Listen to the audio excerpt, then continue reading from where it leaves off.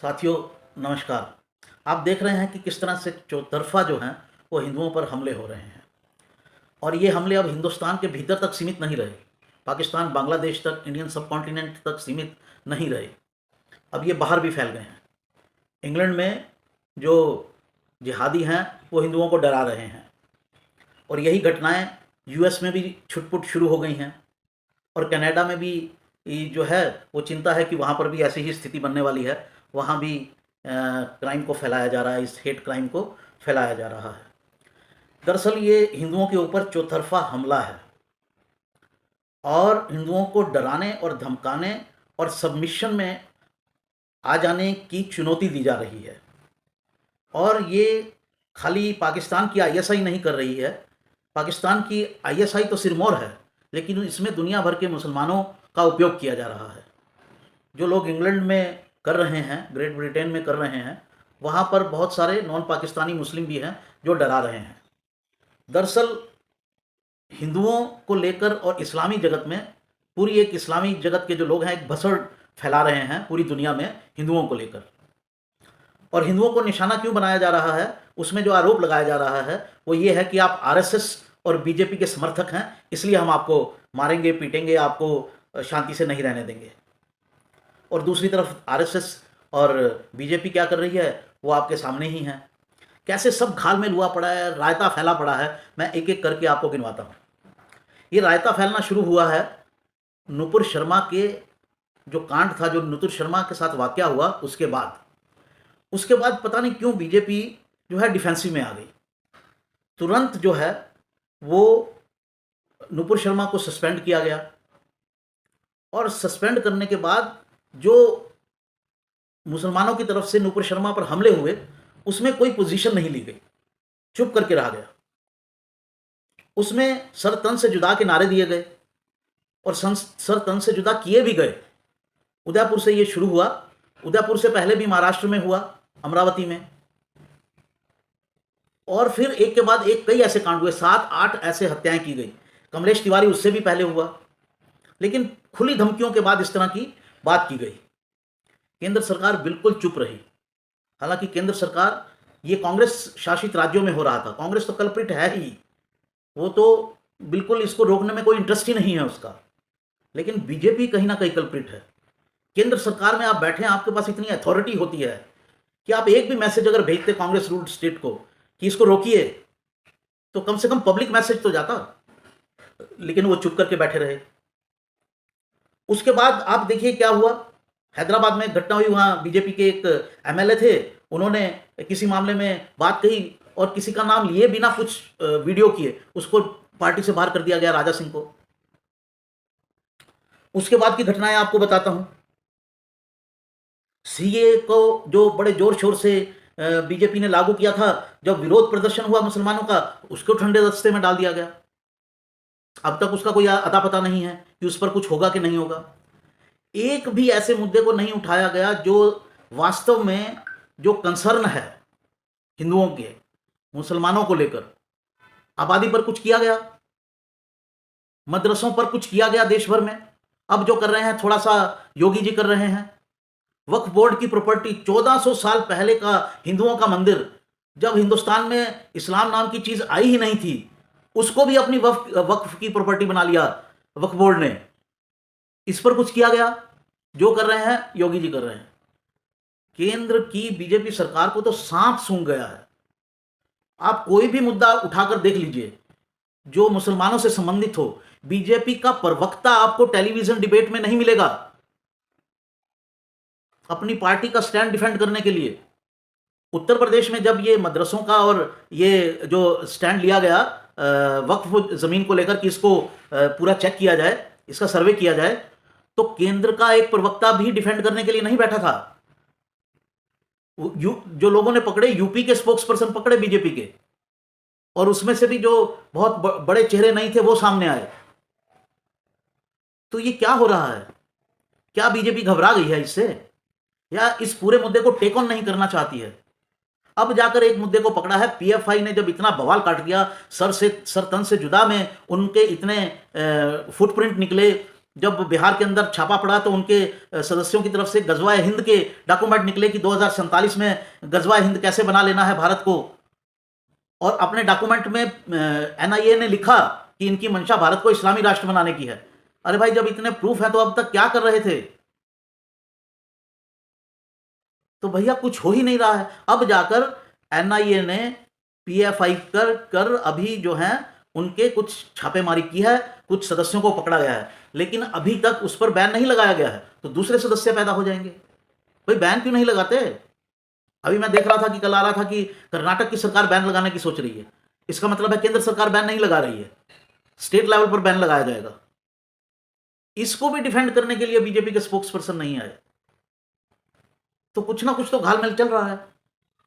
ऊपर से देखिए क्या हो रहा है, आरएसएस मुसलमानों के द्वारे द्वारे जा रही है, भैया हमको समर्थन कीजिए, हमको समर्थन कीजिए। अरे भैया, आप हिंदू ऑर्गेनाइजेशन है या राष्ट्र, मतलब ऐसी ऑर्गेनाइजेशन है जिसमें आपको सबको साथ लेके चलना है? अगर आपको सबको साथ लेके चलना है फिर तो है ना बहुत सारी ऑर्गेनाइजेशन। आपकी स्पेशलिटी क्या है? हिंदू जो है वो आपके साथ क्यों खड़ा हो, जो जो अब तक खड़ा हुआ है? इसलिए खड़ा है ना क्योंकि आप हिंदू के हित की बात करते हैं, जो हिंदुओं को किसी और पार्टी में नजर नहीं आता है। इसलिए उन्होंने बीजेपी को सपोर्ट किया, आपको सपोर्ट किया, आपके एक्सटेंशन बीजेपी को सपोर्ट किया। अब आप ही उनके द्वारे द्वारे चक्कर काट रहे हैं।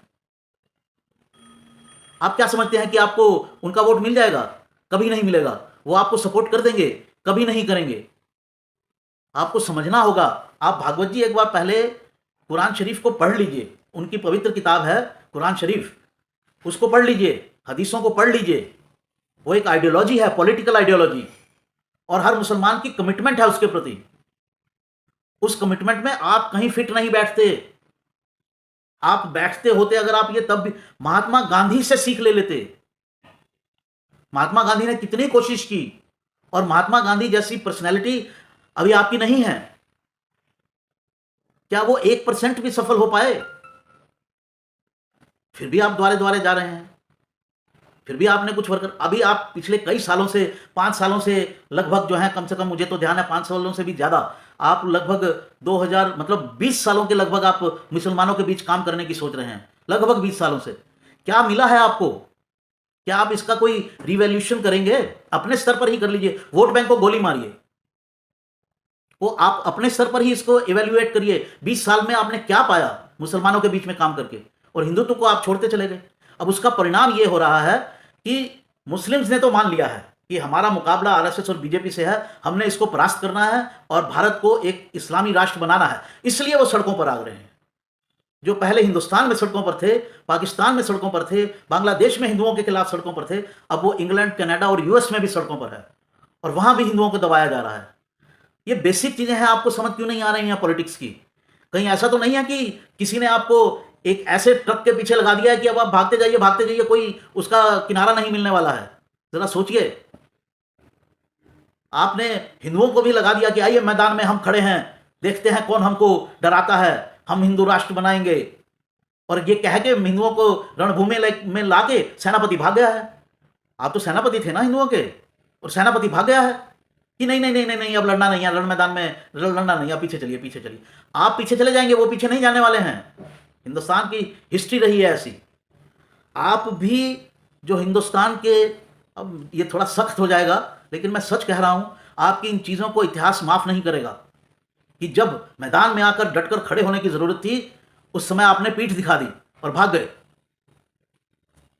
आपके पास कोई और इसके अलावा इस चीज की एक्सप्लेनेशन है? नई नई चीजें निकाल रहे हैं आप। अब तुष्टीकरण तो आप कर ही रहे थे, कौन सा कांग्रेस से कम तुष्टीकरण किया है आपने? वो भी देते थे, आप भी दे रहे थे। कौन सी चीज आपने नहीं दी अल्पसंख्यकों को और विशेष रूप से मुसलमानों को? अब उसके ऊपर पुष्टिकरण भी करना चाहते हैं, और दीजिए, और कितना दे। वो उनका पेट नहीं भरेगा। उनका एजेंडा एक ही है, समझ लीजिए। वो एजेंडा है भारत का इस्लामीकरण करना। उसमें कोई भी चीज आपके लाखों करोड़ों रुपए भी काम नहीं आ सकते, चंद लोगों को आ सकते हैं। वो इस काम में इतने चतुर हैं, और वो उनकी हिस्ट्री है। जब इस्लाम पैदा हो रहा था, आप उस समय जब उनके सेनापति, जो उनके लोग थे, जो आगे लीड करते थे, जब उनको जरूरत पड़ती थी तो वो 2 कदम पीछे हट जाते थे। वो अपने विरोधियों को ये भी कह देते थे कि आप मूर्ति पूजा करना है, आप करो, हम भी इसको सपोर्ट करेंगे। लेकिन जब वो ताकत में आ जाते थे तब उन्हीं लोगों को वो मारते थे जिनके साथ उन्होंने समझौते किए थे। तो साहब, जो उनके लड़ाकू थे, उनके पास एक एक चीज की स्ट्रेटजी है। हिंदुस्तान में अगर 10 ऑर्गेनाइजेशन है मुसलमानों की या इमामों की या मौलानाओं की, तो उनमें से 2 आपके साथ खड़ी हो जाएंगी और 8 नीचे ही नीचे आपके पैर काटती रहेंगी। 2 को लेके आप खुश होते रहिए, हमने तो मना लिया, हमने तो मना लिया। वो 2 ही हैं, 8 आपके पैर काटने में लगी हैं नीचे नीचे नीचे से। तो आप ये कब सीखेंगे? ये जो भसड़ आप लोगों ने मचा दी है कि मैदान में लाकर खड़ा कर दिया हिंदुओं को, अब कह रहे हैं वापस चलो, या हम तो भाग रहे हैं भैया, तुमने लड़ना है तो लड़ लो। बड़ा इस तरह के बयान आप लोगों के मुंह से सुनने में आ जाते हैं आजकल। लोग कहते हैं कि आपने कहा है कि हमने हिंदुओं का ठेका थोड़ी लिया है, तो खुलकर कह दो भाई, हमने हिंदुओं का ठेका नहीं लिया है, आपने अपना संगठन कोई और बनाना है तो बना लो, खुलकर कह दीजिए। ये कंफ्यूजन मत रखिए हिंदुओं के मन में। बहुत सारे विषय हो गए हैं, बहुत भसड़ मत करिए। कुल कंक्लूजन ये है कि आरएसएस में मुसलमानों को लेकर कंफ्यूजन है, बीजेपी में मुसलमानों को लेकर कंफ्यूजन पैदा हो गया है। बीजेपी की सेंट्रल लीडरशिप जो है वो मुसलमानों को लेकर कोई खास पॉलिसी नहीं अपनाना चाहती है। बहुत मजबूरी हुई है तो अब पीएफआई पर जो है वो एक्शन किया गया है, उसमें भी उस पर प्रतिबंध लगेगा कि नहीं लगेगा, ये अभी कंफ्यूजन में है। आपने हिंदुओं को मैदान में लाकर, रणभूमि में लाकर छोड़ दिया है। आप सेनापति थे हिंदुओं के, आप छोड़कर भाग गए हैं मैदान छोड़कर, और इसका परिणाम हिंदुओं को पूरी दुनिया में भुगतना पड़ रहा है। एक तरह से उनके जेनोसाइड की स्थिति पैदा हो गई है, चाहे वो इंडियन सब कॉन्टिनेंट हो, चाहे वो इंग्लैंड हो जहां पर अब आप देख रहे हैं क्या हो रहा है, चाहे वो कनाडा में हो जहां आप देख रहे हैं कि उस तरह के फुटप्रिंट मिल रहे हैं कि हिंदुओं को वहां भी टारगेट किया जाएगा, चाहे वो यूएस हो जहां पर छोटी मोटी घटनाएं शुरू हो गई हैं। एक तो हिंदू कैपेबल है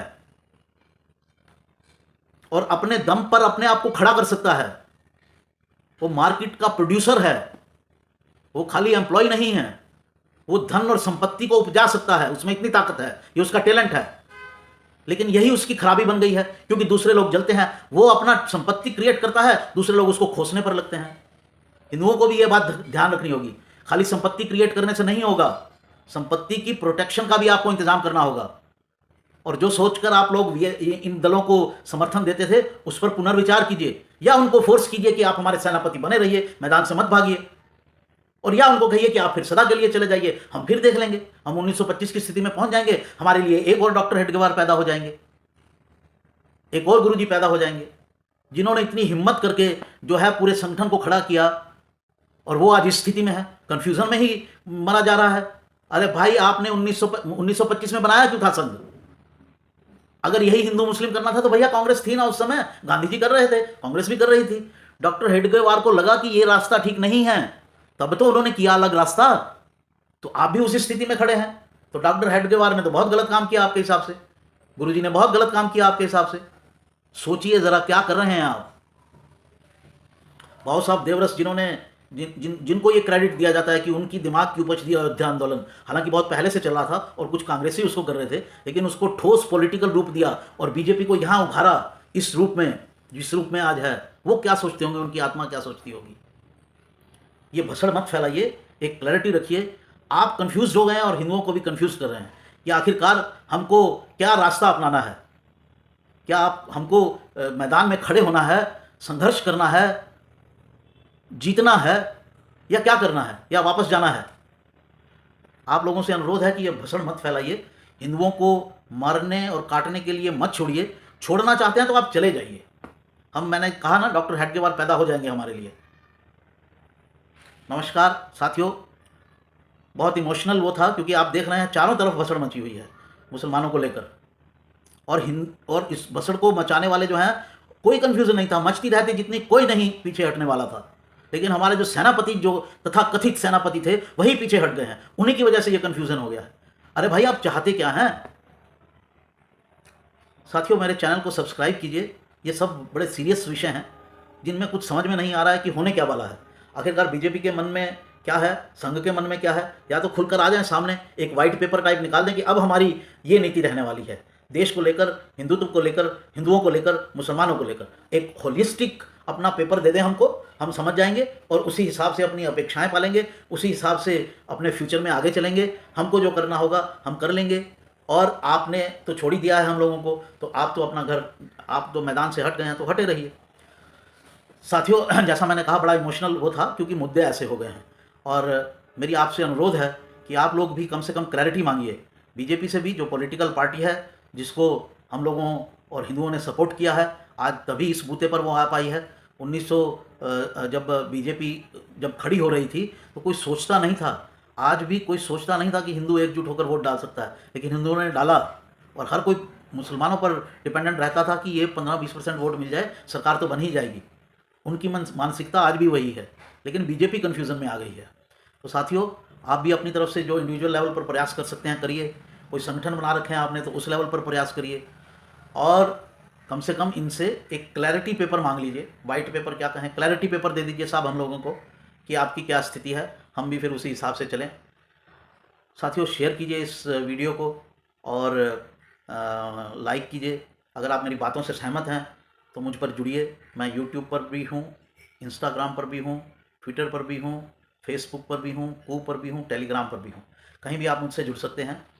और साथ जुड़ने का प्रयास कीजिए, सब्सक्राइब कीजिए और साथ जुड़ने का प्रयास कीजिए, ताकि थोड़ा दबाव, अगर हम लोग इतनी संख्या इकट्ठा कर पाते हैं तो हम भी थोड़ा दबाव बना सकें कि भैया एक क्लैरिटी पेपर दे दीजिए कम से कम हम लोगों को, कि हम लोगों को अब क्या करना है, घर में बैठ जाना है या मैदान में थोड़ा संघर्ष करना है। नमस्कार।